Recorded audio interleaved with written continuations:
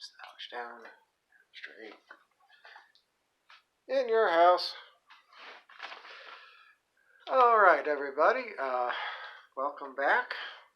This is, I believe, show number 9. So we'll go right into it, and because I've got 6 shows coming up for this weekend, so we'll go right into it. First off, on Friday, June 26th, Pro South Wrestling in Piedmont, Alabama. They haven't released the full lineup yet. You can check their Facebook page later on for full details, but I've been told that 2 matches that are currently in the works are Ace Haven versus Big Tomb, and then the Left Hand Path versus Alex Kane, William Huckabee, and Joe Black. That should be a fairly big event right there.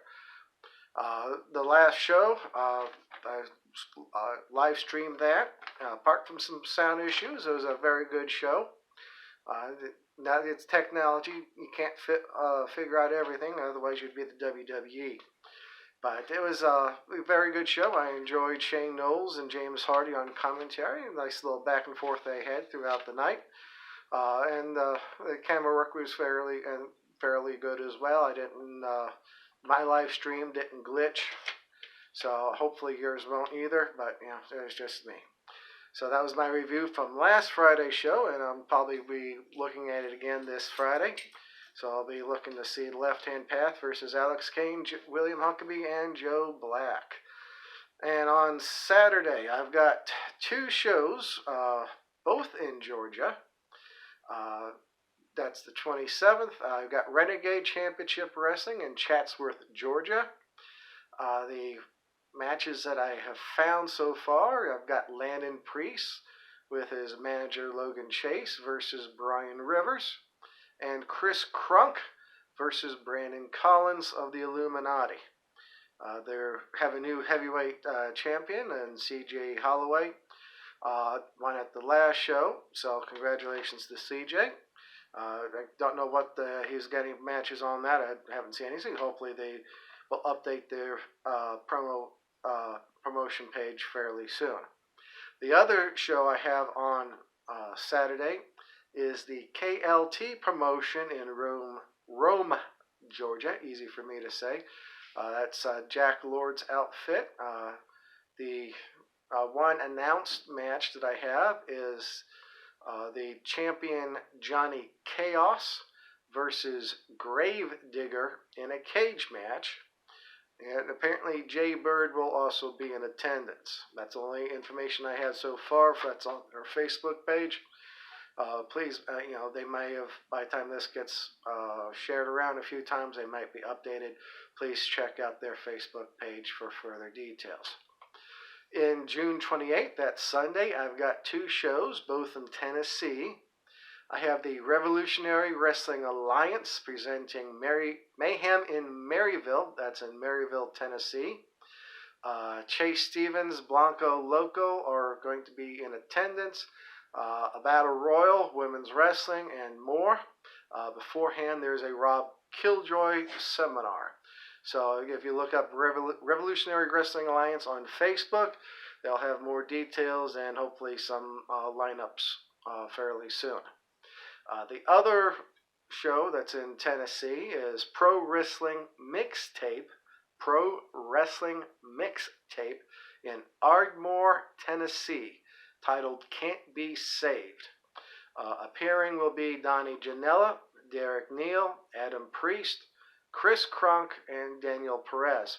Maybe 1 or 2 others. We'll find out more. That's going to be a live taping event. Several, I know, Revolutionary, Pro South, Renegade have all stated some of their social distancing guidelines for the show events. I really didn't see anything for KLT or Pro Mix on that. Actually, the Pro Mix information I got from a Chris Crunk post that someone else had shared. So hopefully we'll get some more information. They'll have a Facebook page up fairly soon as well. So that was the shows coming up for this weekend. Other news, worthy of note, Southern Fried Championship Wrestling has announced that they are doing a show on August 1st. Details to come as far as the lineup goes. On July 1st, Southern Honor Wrestling are going to be making announcements of when their next show will be held. The other big news and sad news, because it kind of affects me directly, is that Scenic City Invitational has been canceled for this year. So no more autograph posters for me right at the moment. Sad face. You know, Scott Hensel, we got a chuckle out of that. And ending on a serious note, I have avoided on purpose doing really commentary on various things, and because I don't feel comfortable, and sometimes if you've noticed on my views I stutter and other things. I don't feel comfortable expressing viewpoints. I like to leave some mystery, but kind of hard not to nowadays. So Black lives do matter because all lives matter, and the only reason all lives matter is because Black lives matter. It is, if you cannot deny it any longer, this is both black men and black women have been targeted, by an unequal application of the law enforcement. You can't deny it. It's undeniable, and the police forces need to make changes. And while hopefully we can have an honest discussion of what those changes can be, you can't deny it anymore. It's a no-brainer. The other portion of this is the accusations of sexual harassment and other sexual, forced favors, or however the terminology you'd like to use. Back in the mid-90s, working on one of my jobs, I think about either 96 or 97, I was accused of sexual harassment because I blew a coworker a kiss. Mwah. During a shift in front of customers, and the coworker complained about it. And the investigation into that reason why I blew my coworker a kiss, because he went like that to me. Off the cuff, I retaliated, and I thought that was the end of it. It got escalated, and basically because he went and I blew him a kiss, it washed out. It's hard for me to do because I grew up in a sexually liberated household. We had no qualms about discussing sex and other matters. And sometimes I forget how still, sexually repressed some things are. And so especially after that episode, I really try to, with some degrees of success, to watch what I say as far as a sexual thing goes. I did make a comment to a wrestler. I will apologize in person to him. That was a couple years ago, and I will be making an apology to him if I made him uncomfortable with a comment.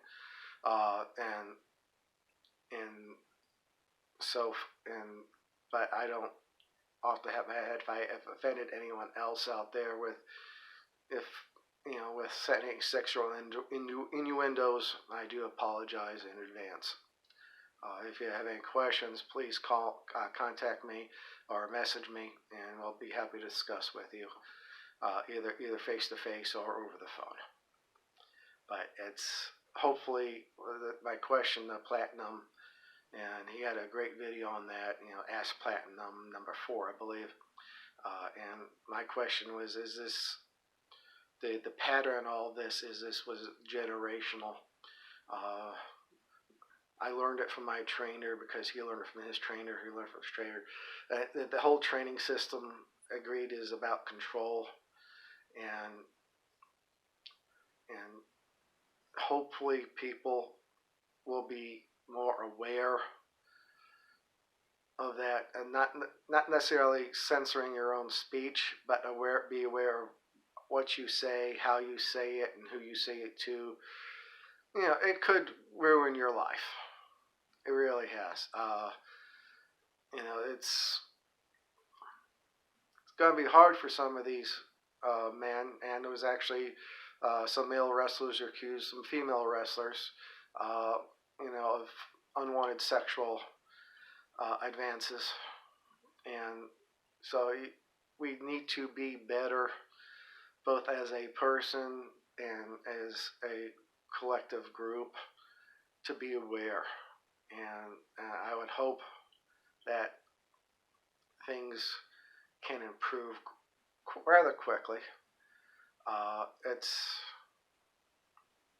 It's really sad to see, and I really hope that we can be better. And it's really hard for me to put into words, and so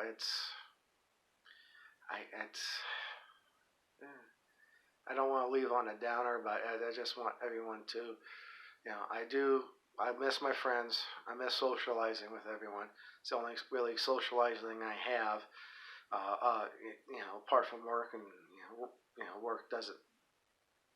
You work your shift, you end your shift, you leave it alone, basically.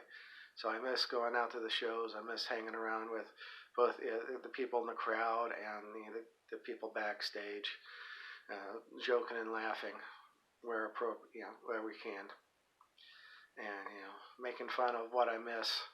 When I watched write-up show reviews, I miss that a lot, and so I'm hopefully I can get back to where people start insulting me again. I love it when people insult me.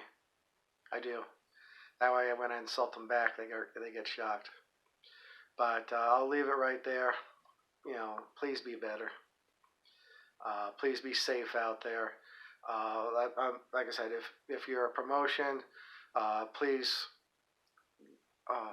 make a list of your social distancing guidelines, because it will vary from state to state and even from county to county inside that state.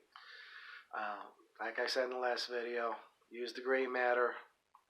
Think things through.